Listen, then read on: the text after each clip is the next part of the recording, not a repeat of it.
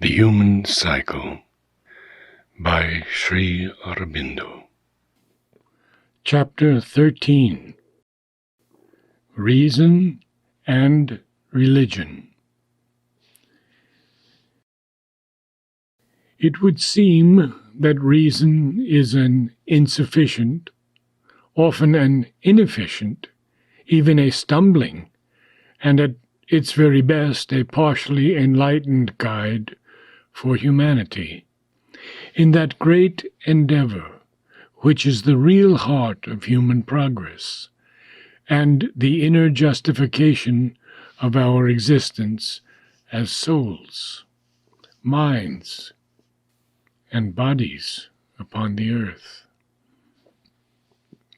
For that endeavor is not only the effort to survive and make a place for ourselves on the earth, as the animals do, not only having made to keep it and develop its best vital and egoistic or communal use for the efficiency and enjoyment of the individual, the family, or the collective ego, substantially as is done by the animal families and colonies, in beehive or anthill, for example, though in the larger, many-sided way of reasoning animals.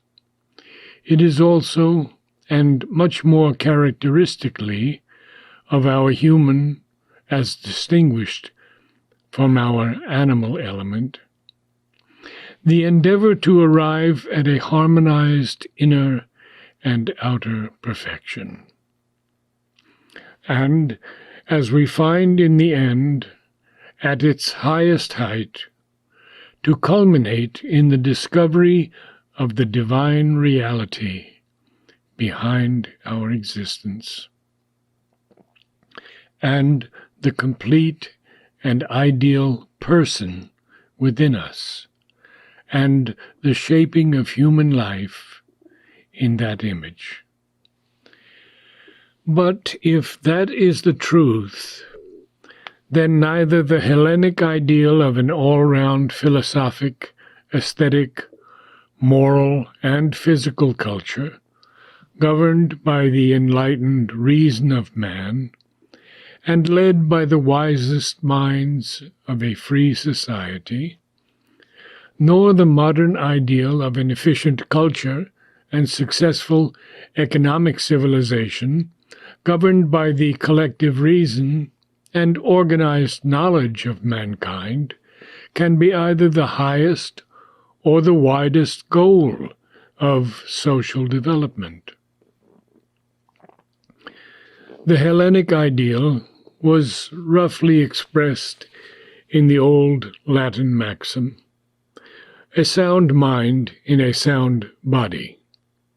And by a sound body, the ancients meant a healthy and beautiful body, well fitted for the rational use and enjoyment of life. And by a sound mind, they meant a clear and balanced reason, and an enlightened and well-trained mentality, trained in the sense of ancient, not of modern education. It was not to be packed with all available information and ideas, cast in the mold of science and a rational utility, and so prepared for the efficient performance of social and civic needs and duties, for a professional avocation or for an intellectual pursuit. Rather, it was to be cultured in all its human capacities, intellectual, moral, aesthetic, trained to use them rightly and to range freely, intelligently, and flexibly in all questions and in all practical matters of philosophy, science, art, politics, and social living. The ancient Greek mind was philosophic, aesthetic, and political. The modern mind has been scientific, economic, and utilitarian. The ancient ideal laid stress on soundness and beauty, and sought to build up a fine and rational human life. The modern lays very little or no stress on beauty, prefers rational and practical soundness, useful adaptation, just mechanism, and seeks to build up a well-ordered, well-informed, and efficient human life. Both take it that man is partly a mental, partly a physical being, with the mentalized physical life for his field, and reason for his highest attribute and his highest possibility.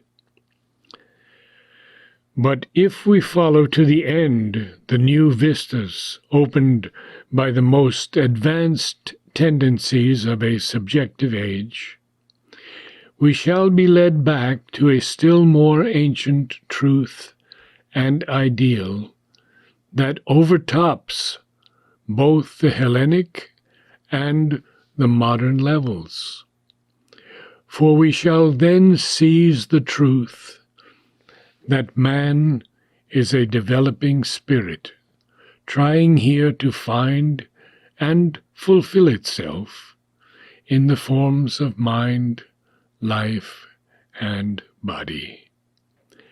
And we shall perceive, luminously growing before us, the greater ideal of a deeply conscious, self-illumined, self-possessing, self-mastering soul in a pure and perfect mind and body.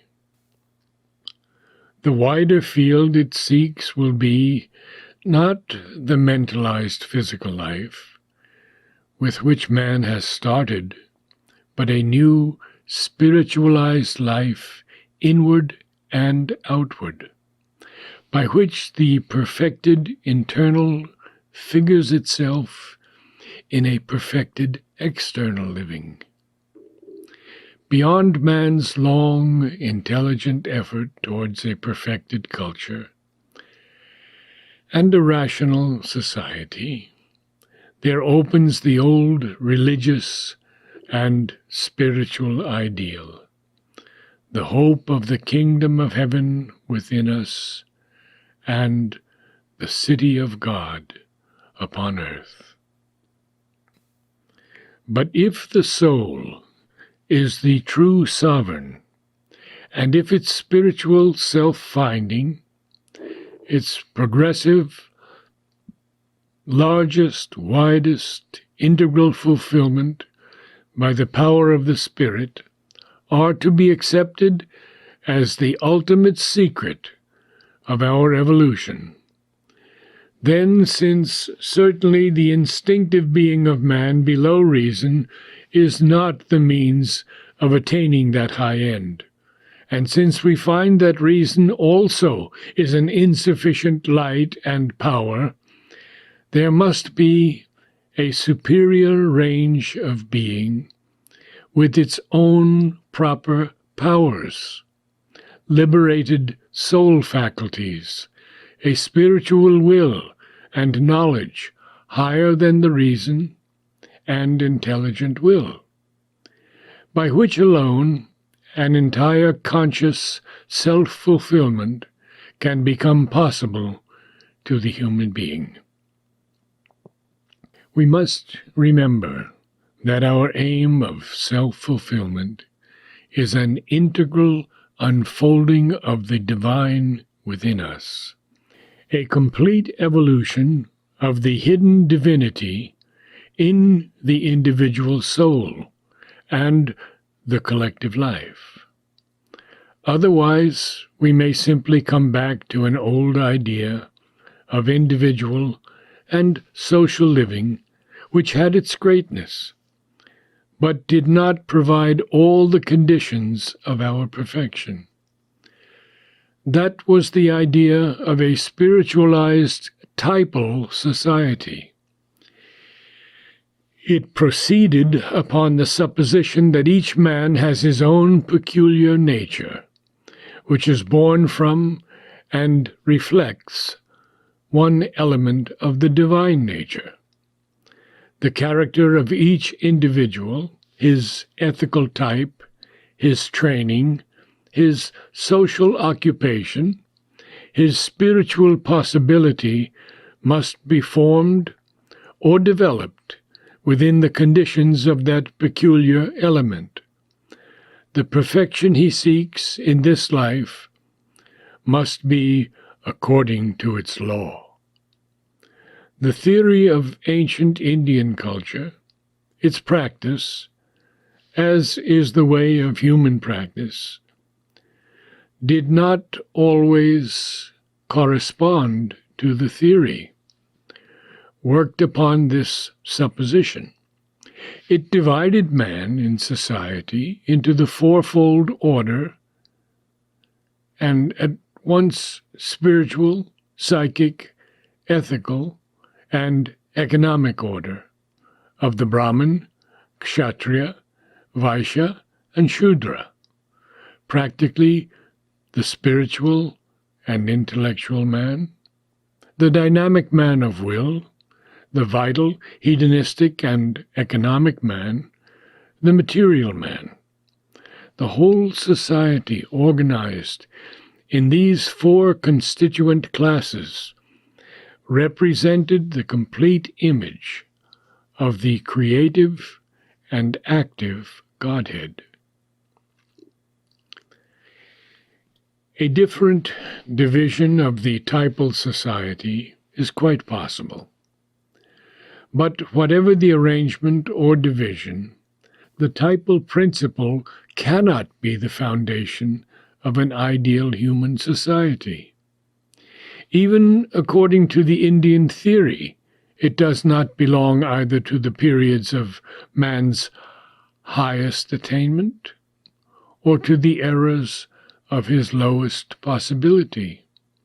It is neither the principle of his ideal age, his age of the perfected truth, Satya Yuga, Krita Yuga, in which he lives according to some high and profound realization of his divine possibility, nor of his Iron Age, the Kali Yuga, in which he collapses towards the life of the instincts, impulses, and desires, with the reason degraded into a servant of this nether life of man. This too precise order is rather the appropriate principle of the intermediate ages of his cycle, in which he attempts to maintain some imperfect form of his true law, his dharma, by willpower and force of character in the Treta, by law, arrangement, and fixed convention in the Dwapara. We have a footnote here. Therefore, it is said that Vishnu is the king in the Treta, but in the Dwapara, the arranger and codifier of the knowledge and the law. The type is not the integral man. It is the fixing and emphasizing of the generally prominent part of his active nature.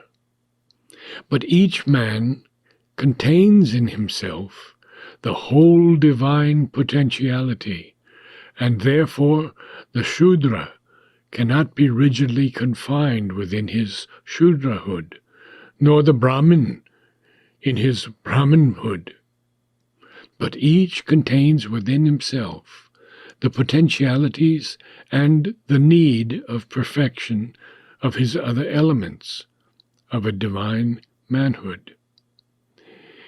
In the Kali age, these potentialities may act in a state of crude disorder, the anarchy of our being, which covers our confused attempt at a new order.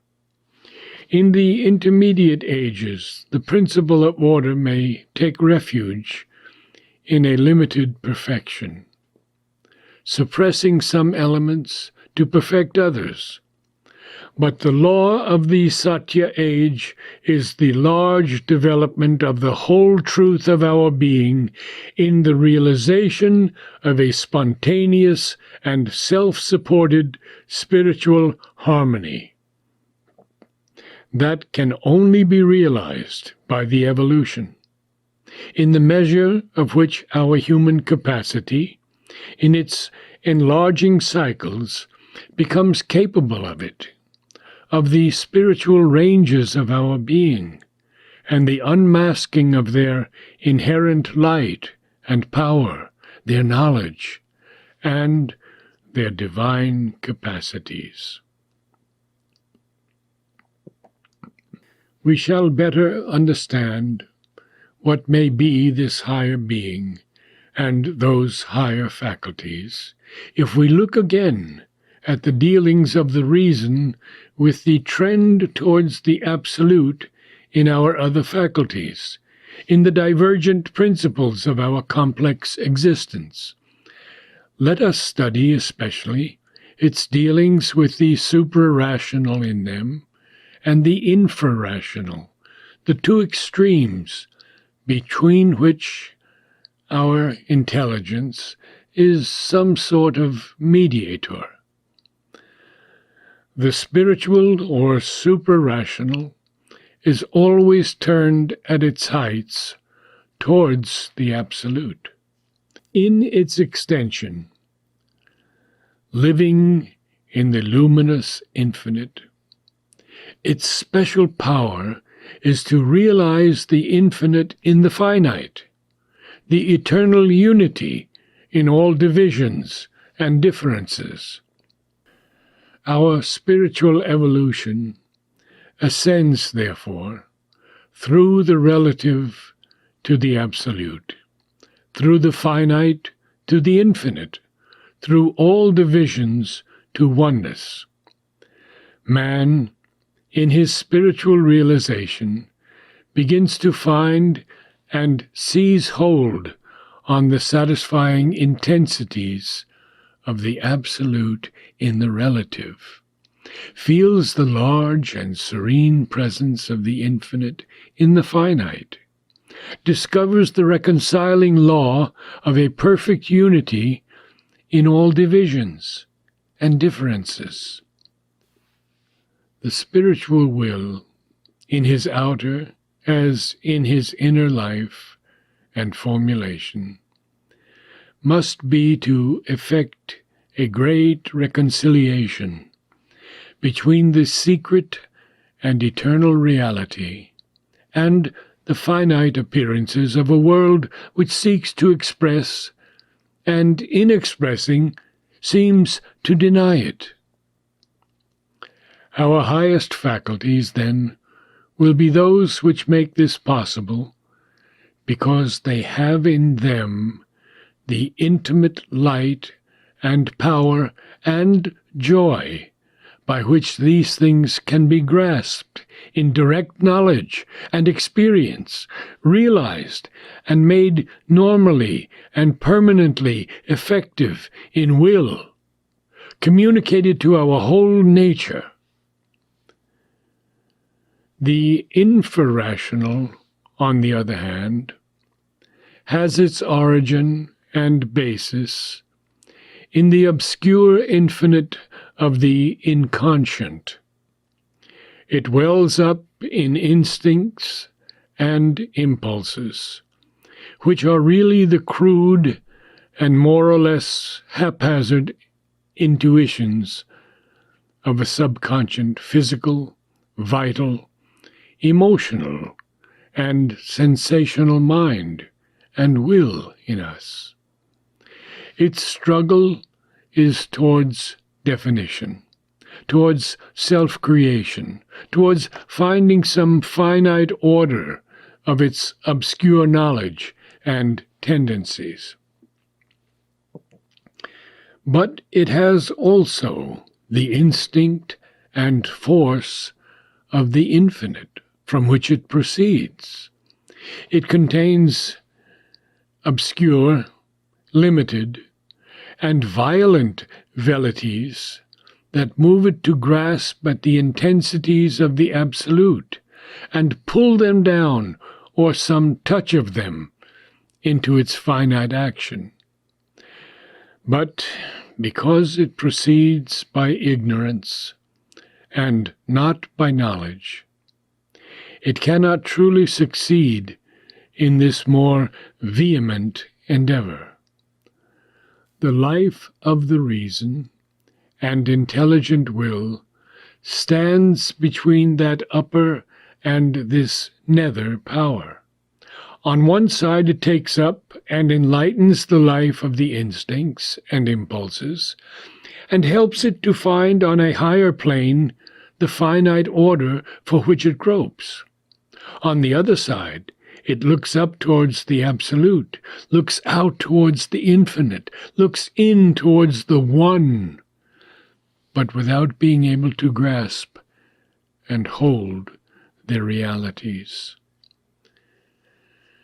For it is able only to consider them with a sort of derivative and remote understanding, because it moves in the relative and itself limited and definite. It can act only by definition, division, and limitation. These three powers of being, the suprarational, rational, and infrarational, are present, but with an infinitely varying prominence in all our activities. The limitations of the reason become very strikingly, very characteristically, very nakedly apparent when it is confronted with that great order of psychological truths and experiences which we have hitherto kept in the background. The religious being of man and his religious life. Here is a realm at which the intellectual reason gazes with the bewildered mind of a foreigner who hears a language of which the words and the spirit are unintelligible to him, and sees everywhere forms of life and principles of thought and action which are absolutely strange to his experience. He may try to learn this speech and understand this strange and alien life, but it is with pain and difficulty. And he cannot succeed unless he has, so to speak, unlearned himself and become one in spirit and nature with the natives of this celestial empire. Till then, his efforts to understand and interpret them in his own language and according to his own notions end at the worst in a gross misunderstanding and deformation. The attempts of the positive critical reason to dissect the phenomena of the religious life sound to men of spiritual experience like the prattle of a child who is trying to shape into the mold of his own habitual notions the life of adults, or the blunders of an ignorant mind which thinks fit to criticize patronizingly or adversely the labors of a profound thinker or a great scientist. At the best, even this futile labor can account for only the externals of the things it attempts to explain. The spirit is missed.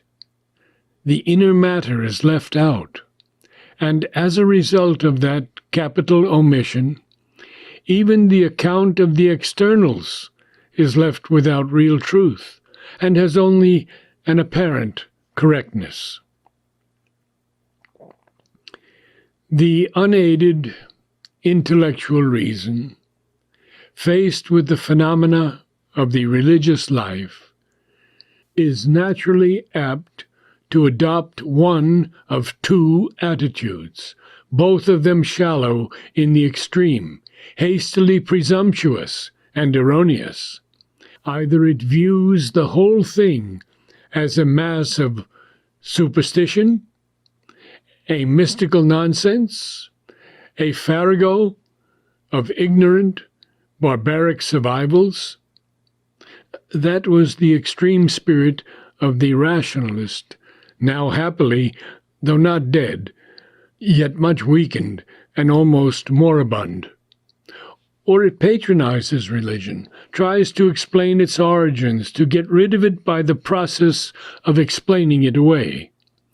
Or it labors gently or forcefully to reject or correct its superstitions, crudities, absurdities, to purify it into an abstract nothingness, or persuade it to purify itself in the light of the reasoning intelligence. Or it allows a role, leaves it perhaps for the edification of the ignorant, admits its value as a moralizing influence, or its utility to the state for keeping the lower classes in order, even perhaps tries to invent that strange chimera, a rational religion. The former attitude has, on its positive side, played a powerful part in the history of human thought, has even been of a considerable utility in its own way. We shall have to note briefly hereafter how and why, to human progress, and in the end even to religion. But its intolerant negations are an arrogant falsity, as the human mind has now sufficiently begun to perceive. Its mistake is like that of a foreigner who thinks everything in an alien country absurd and inferior, because these things are not his own ways of acting and thinking, and cannot be cut out by his own measures or suited to his own standards. So the thoroughgoing rationalist asks the religious spirit, if it is to stand, to satisfy the material reason, and even to give physical proof of its truths, while the very essence of religion is the discovery of the immaterial spirit and the play of a supraphysical consciousness. So, too, he tries to judge religion by his idea of its externalities, just as an ignorant and obstreperous foreigner might try to judge a civilization by the dress, outward color of life, and some of the most external peculiarities in the social manners of the inhabitants. That in this he errs in company with certain of the so-called religious themselves may be his excuse, but cannot be the justification of his ignorance. The more moderate attitude of the rational mind has also played its part in the history of human thought.